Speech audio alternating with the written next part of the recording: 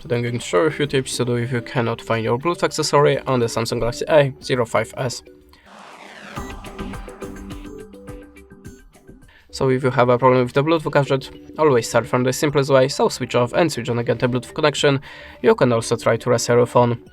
At the start you have to be sure that your Bluetooth accessory has activated pair mode, and how to activate pair mode you will find the manual to your device or maybe on your YouTube channel, so just check it and be sure that your Bluetooth accessory shall be visible for other devices, but it's still not for your phone. Let's open settings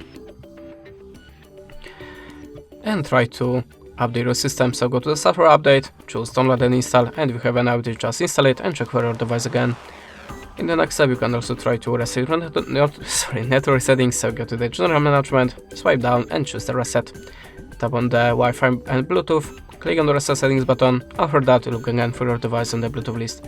And that's it. Thanks for the watching, that was all I recommend, and goodbye.